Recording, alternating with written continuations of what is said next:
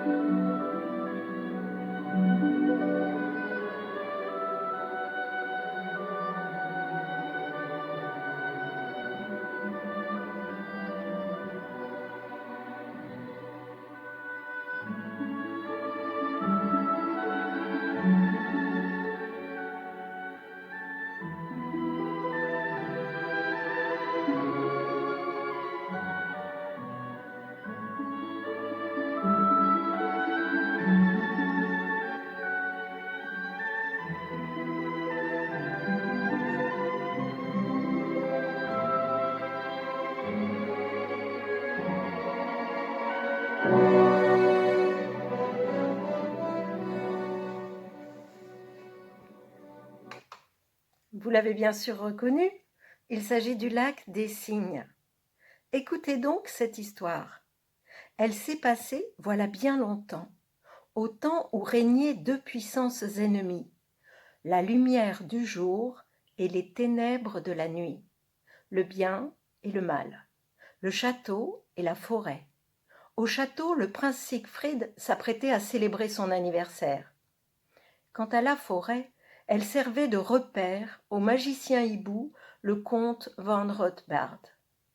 Au plus vert, au plus profond de la forêt, il y avait un lac d'argent qu'on appelait le lac des Cygnes, et sur lequel courait une étrange rumeur. Les oiseaux blancs qui glissaient sur ces eaux calmes n'étaient pas de vrais oiseaux, chuchotait-on, mais des jeunes filles capturées par le comte von Rothbard et chargées aussi en cygnes aussi longtemps qu'il y avait de la lumière dans le ciel. Car dès le crépuscule, ces cygnes recouvraient leur forme humaine pour toute la durée de la nuit. Le comte leur donnait ainsi la cruelle occasion de songer au bonheur perdu de leur ancienne existence. Chaque nuit, il empruntait les plumes, les serres et les grands yeux ronds couleur d'ambre d'un énorme hibou et s'installait au bord du lac sur la branche d'un arbre pour observer à tout loisir les évolutions des pâles danseuses. Le plus beau des cygnes avait été jadis une princesse. Quand le soleil se couchait et que ses ailes soyeuses et frémissantes se muaient en bras, son nom lui revenait en mémoire. « Je me souviens, mon nom était Odette, soupirait-elle. Oui, autrefois j'étais Odette. Mais laissons pour l'instant la princesse Cygne, et écoutez-moi bien. C'était donc le jour de l'anniversaire du prince Siegfried, et chacun au château se préparait pour les festivités. La reine avait organisé un grand bal auquel étaient invitées toutes les demoiselles à marier du pays. « L'heure est venue de te choisir une épouse, déclara la reine à son fils. Un jeune prince royal de naissance ne saurait s'adonner éternellement à d'aussi frivoles occupations que la chasse. Il est un temps pour tout. » « Alors, ma très chère mère, pourquoi m'avoir offert cette arbalète comme cadeau d'anniversaire ?» répliqua le prince. « Parce que je savais qu'elle te plairait. En échange, je te demande instamment de ne pas me décevoir et de choisir ton épouse demain soir au bal. » « Très bien, mère, répondit le prince. Vous savez que je ferai n'importe quoi pour vous voir sourire. Jusqu'au bal, en revanche, je me considère comme un homme libre et m'accorde le droit de me livrer encore une fois à mes frivoles occupations, comme vous dites. » Siegfried jeta un coup d'œil par la fenêtre. « Il est sans doute trop tard pour partir à la chasse. Ce sera pour demain, soupira-t-il. Quand il aperçut une formation de cygnes blancs. Elle traversait le ciel en direction de l'impénétrable forêt. « Venez, lança Siegfried à ses compagnons. Il est sans doute trop tard, mais tant pis, suivons-les, ils sont si beaux. » Et le groupe de chasseurs partit. Les jeunes gens avaient toujours entendu dire que c'était folie d'errer dans la forêt au crépuscule, et ils avaient tous la tête remplie de contes plus effrayants les uns que les autres. Mais ils écartèrent bien vite ces sombres pensées. Après tout, ils étaient armés. En outre, jamais un prince royal n'avouerait qu'il a peur. Néanmoins, quand l'ombre commença à s'épaissir et le ciel à s'obscurcir, les compagnons du prince Siegfried l'incitèrent à regagner la sécurité du château. « Un instant, dit Siegfried, n'apercevez-vous pas une forme blanche qui remue à travers les branches ? Je vais aller jeter un coup d'œil. » Le prince atteignit la rive du lac, juste à temps pour voir les grands oiseaux blancs qu'il avait poursuivis en vain se poser au sol. Il épaulait déjà son arbalète, visant le plus beau des cygnes, quand, dans un frémissement de lumière diaphane, les ailes de l'oiseau s'incurvèrent pour se changer en bras, et les plumes neigeuses disparurent. La flèche du prince pointait sur la plus belle jeune fille qu'il eût jamais vue. Les autres oiseaux s'étaient transformés, eux aussi, en jolies jeunes filles. Mais Siegfried, laissant tomber son arbalète, se précipita à la rencontre de celle qu'il aimerait, il le savait déjà, pour l'éternité. « Je vous en prie, implora-t-il tandis qu'elle tentait de lui échapper. « Je ne vous ferai jamais aucun mal, je vous le promets. Revenez, je vous en prie, ne me fuyez pas. » Perché sur son arbre à 2 pas de là, le magicien, sous son apparence de hibou, poussa un long ululement en étendant ses ailes sombres. Mais Siegfried n'avait d'yeux et d'oreilles que pour la gracieuse jeune fille qui courait devant lui. Il la rattrapa d'un bond et la prit dans ses bras. Elle tremblait comme un oiseau capturé par un chasseur. Mais les tendres paroles du prince finirent par l'apaiser, et elle consentit à lui dire son nom. « Je suis la princesse Odette, dit-elle, et je suis condamnée à être un cygne de l'aube jusqu'au crépuscule. Nous sommes toutes tombées sous le pouvoir du comte von Rothbart. Il nous surveille sans cesse, non seulement le jour, mais aussi la nuit, quand nous reprenons notre forme humaine pour danser au bord du lac. Sachez qu'en ce moment même, il a les yeux fixés sur nous. » « Où est-il » s'écria Siegfried. « Montrez-le-moi, et je le transpercerai d'une flèche en plein cœur. »« Non, non, surtout pas cela, » s'écria Odette. « Vous me tueriez. Mon sort est à jamais lié au sien. Il a entrelacé nos 2 existences de façon à ce qu'elles ne forment plus qu'un seul fil. S'il meurt, je meurs moi aussi.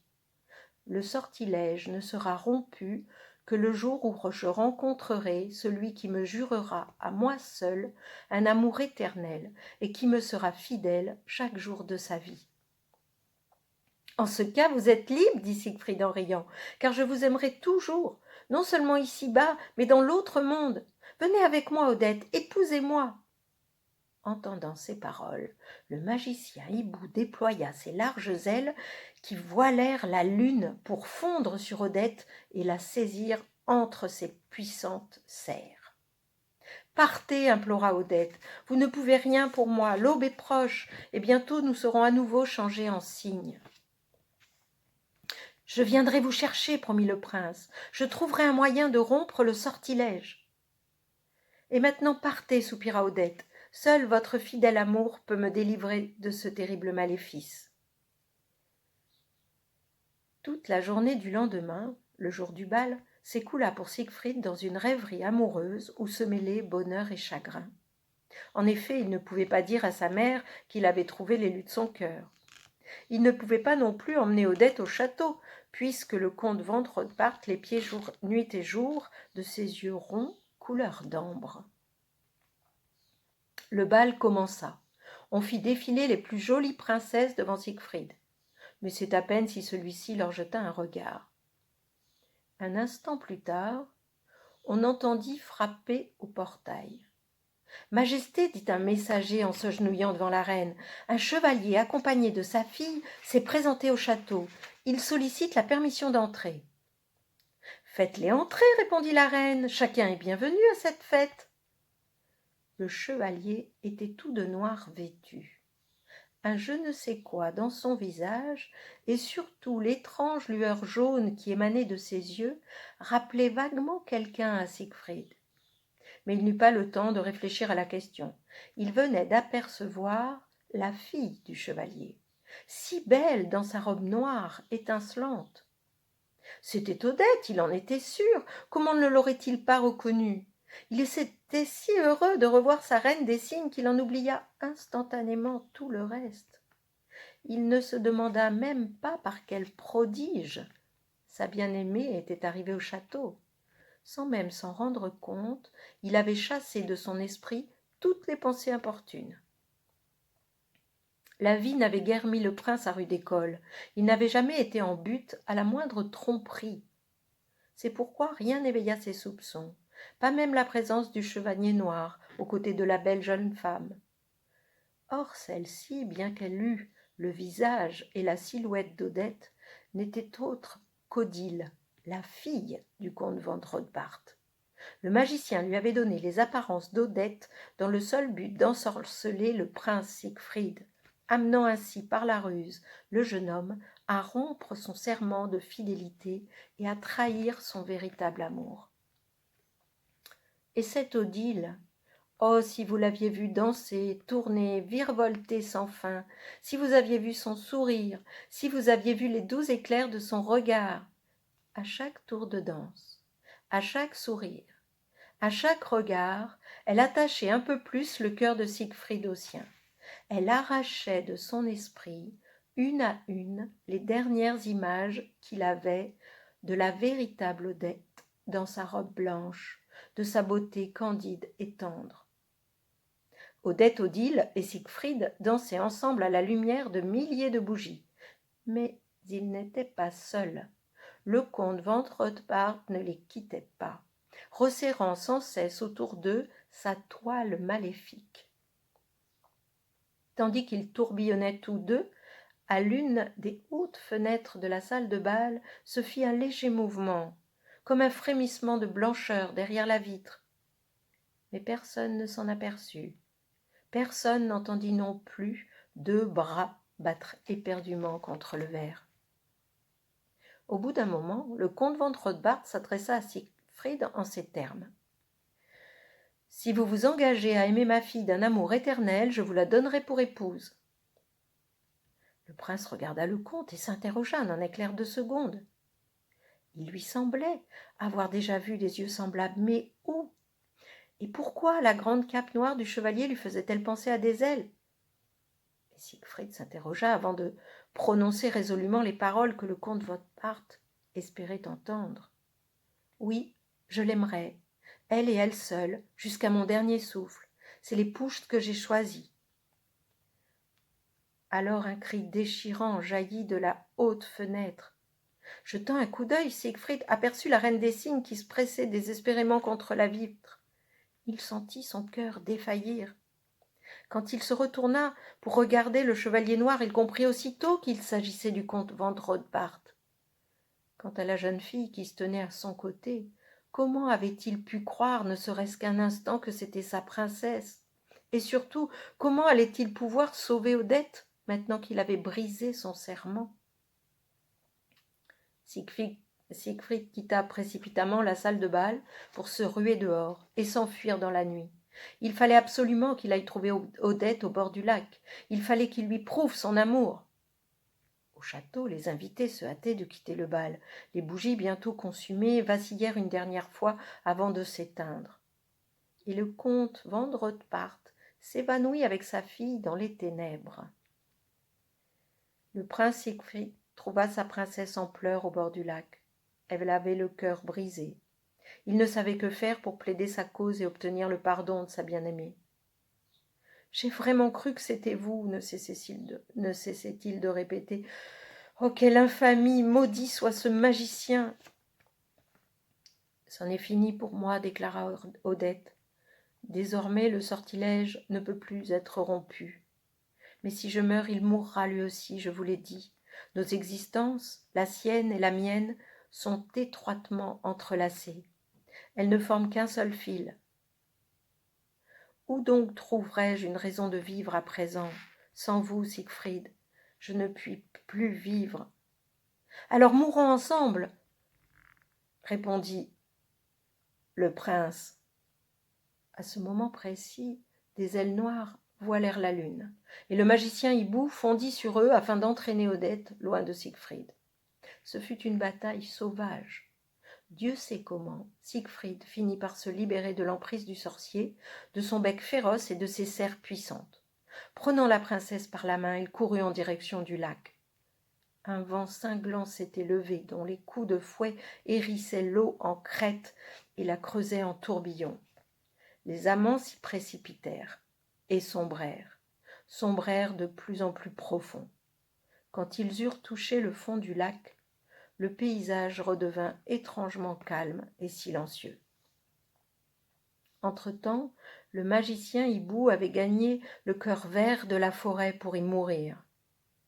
Les compagnes de la reine des cygnes, certes délivrées du pouvoir diabolique du conte, pleurèrent amèrement leur reine et le prince Siegfried, désormais réunis dans la mort. Écoutez donc, cette histoire s'est passée voilà bien longtemps. Le lac est toujours là au milieu de la forêt. Mais les cygnes sont maintenant de vrais cygnes. L'amour, plus fort que la mort, a mis fin à la malédiction et rompu à jamais le sortilège. Si par une nuit de pleine lune, vous voyez deux ombres passer, dites-vous, comme certains le prétendent, que ce sont peut-être Odette et le prince dansant au bord des eaux argentées d'un lac, un lac appelé le lac des cygnes.